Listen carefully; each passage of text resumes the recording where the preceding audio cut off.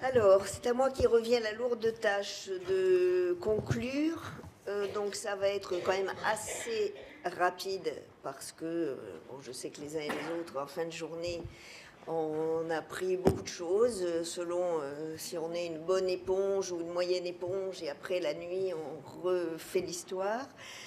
Donc je remercie bien sûr nos intervenants émérites et je vous remercie, vous tous, qui êtes restés pour beaucoup toute la journée, donc pour vos commentaires et vos questions qui ont bien animé nos débats et qui permettront sûrement d'ouvrir d'autres débats.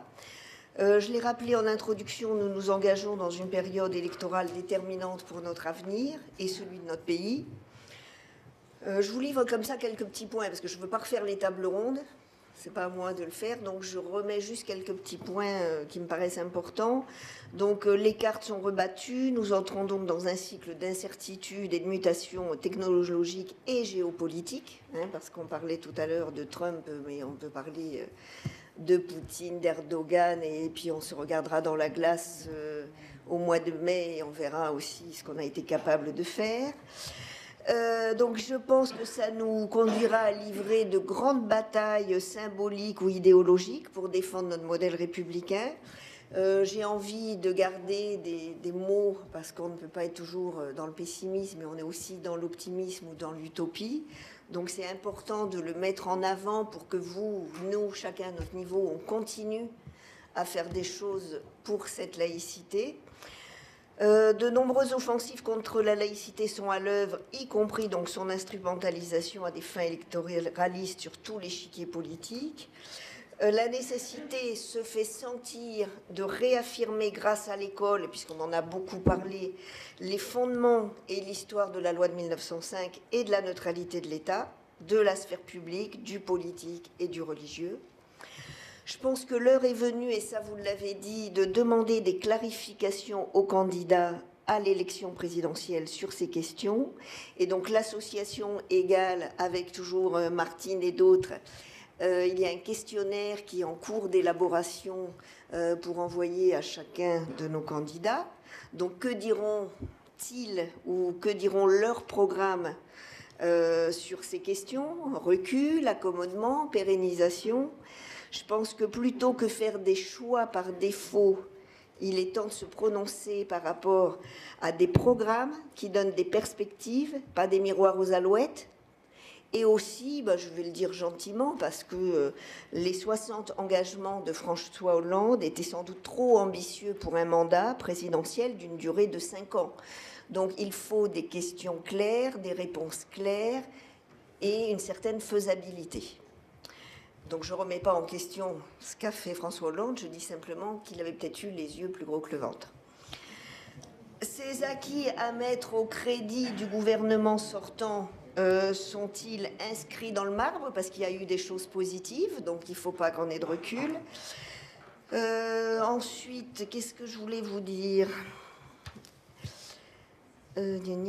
Alors oui, je voulais aussi vous dire que, vous avez vu, on a toujours, quand on sort d'un débat, d'une conférence ou d'un colloque, appelons-les comme on veut, d'en savoir encore plus sur les uns, les autres, et puis, vous savez, on y met le petit doigt et on veut lire et relire et voir d'autres choses. Donc, sur le site d'Égale, il y a une bibliographie que l'on peut aussi enrichir, mais bon, vos nuits ne seront pas assez longues pour lire tout ce qu'on peut vous proposer, mais je pense que c'est intéressant.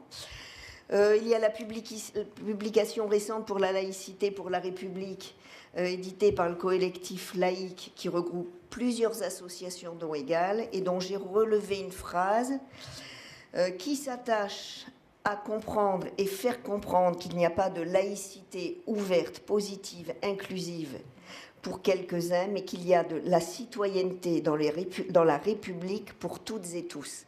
Rien que ça donne envie de lire le bouquin. Donc je ne vais pas reprendre chaque thème développé lors des tables rondes, car il se fait tard. Puis il y aura aussi une retranscription sur le site d'Égale. Mais nous avons quand même été très axés, et on l'a vu, sur les enseignants, sur les enseignements de la laïcité par rapport aux enfants, mais ce sont aussi eux qui sont la base de notre société de demain. Nos intervenants des autres tables rondes, et donc particulièrement de la troisième, a élargi aussi le débat parce que l'on voit aussi toute la problématique que l'on peut avoir au quotidien, hein, comme le docteur Thévenot l'avait vécu à une certaine période de sa vie, mais il a su rebondir et aider d'autres collègues peut-être grâce aux fiches, et moi je trouve que c'est très important. Sur l'EDU de la Sorbonne, là je crois que je ne vais pas faire trop de commentaires parce que nos collègues en ont, enfin je crois qu'il y en a eu beaucoup là, et on voit que c'est un peu comme dans les SP, on n'a pas de programme identique pour, par exemple dans les SP, les modules autour de la laïcité ne sont pas identiques sous prétexte, je mets les guillemets, d'autonomie des SP ou des universités.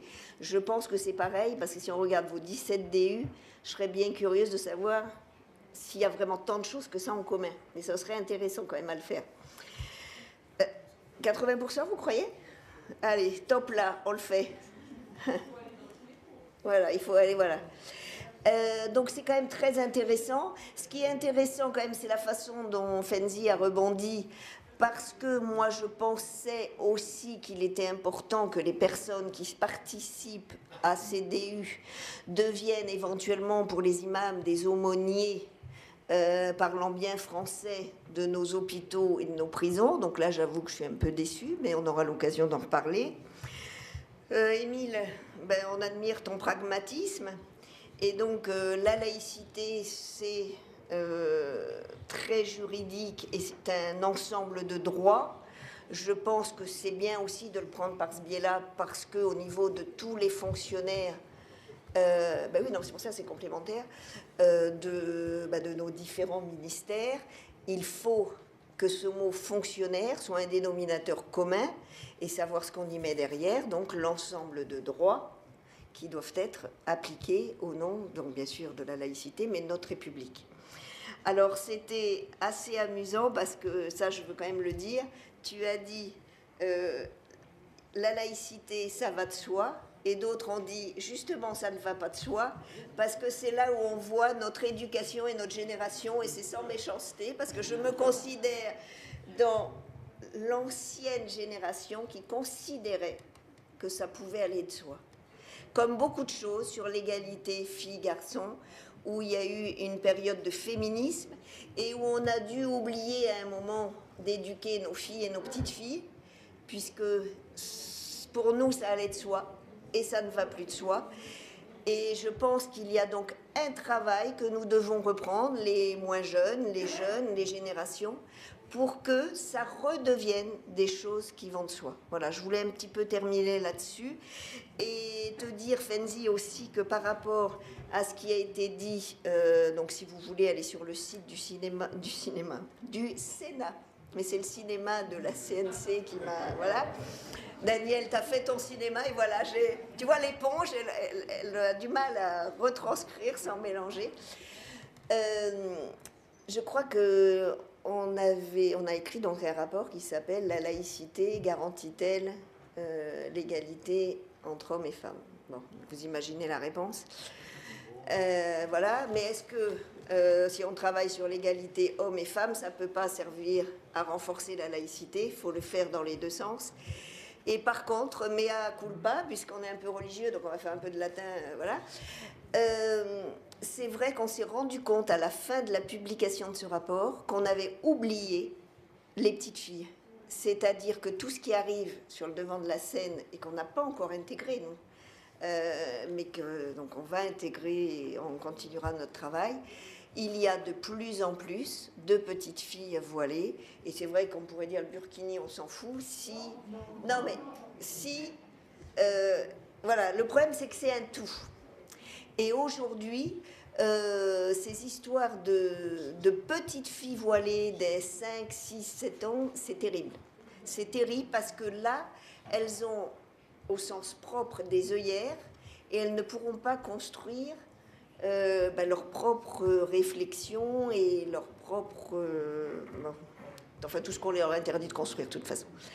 Bon, après, on peut se placer d'un point de vue médical, docteur, et moi, je serais peut-être obligée, pour faire quelque chose, de me dire que si ces petites filles voilées sont dès toutes petites voilées, elles n'auront pas de vitamine D et pas de plein de choses. Et il faudra peut-être le prendre par ce côté-là, puisque il faut de temps en temps, excusez-moi, faire des choses de façon frontale. Et ça, je compte sur mes amis qui sont ici pour le faire de façon frontale. Mais aussi, il faut le faire peut-être de façon plus diplomatique. Et, docteur, vous m'aiderez à le faire aussi au niveau, puisqu'on dit que les piscines, on ne l'accepte pas côté religieux, on l'accepte côté hygiène. Eh bien, il faudra faire les deux choses pour qu'elles aboutissent au même résultat, plus de petites filles volées. Voilà, je pourrais moi aussi vous parler encore longtemps, mais je crois que ça suffit. On va chacun repartir avec la façon dont on intègre les choses. Et on vous invite d'abord à adhérer à EGAL, et à faire des propositions de nouveaux colloques, faire des petites conférences, des petites ou des grandes, ce que vous voulez, dans vos territoires. Parce que c'est sympa de les faire au Sénat, mais après, il faut les transporter dans des territoires un peu plus difficiles. Ah si, juste un truc sur les élus. Juste un truc sur les élus. Attends, juste un truc sur les élus. C'est vrai que moi, ça aussi, ça me choque un peu, c'est qu'un élu donc, a le droit de venir au conseil municipal avec donc l'affichage de sa religion, mais c'est un peu compliqué le lundi matin d'aller à une réunion de service avec les fonctionnaires territoriaux de sa commune, etc., et de leur faire des leçons ou de leur dire, bon voilà, vous devez être fort au nom de la laïcité, de la République, etc., alors qu'eux-mêmes ne l'ont pas respecté. Donc j'espère que là-dessus aussi, on pourra avancer, parce que moi, je ne me verrai pas avec une grande croix au conseil municipal du vendredi soir, et l'avoir enlevée, ce qui serait déjà moindre mal, ou la garder le lundi matin à la réunion des fonctionnaires de ma commune. Quoi. Ça, ce serait un peu gros. Et alors, il faut que j'annonce quoi, ma chère Maudie ?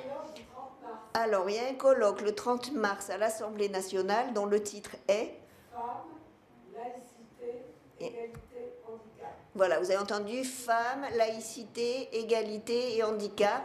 Et on verra. Et j'y serai, oui, mais ça, c'est pas grave, c'est pas le problème.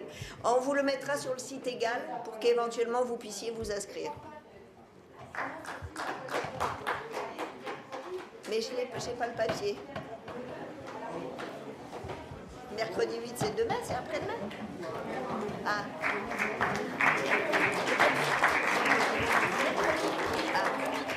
Alors, vous avez aussi des papiers pour un colloque pour le mercredi 8 sur les petites filles voilées. Mais vous distribuez des tracts.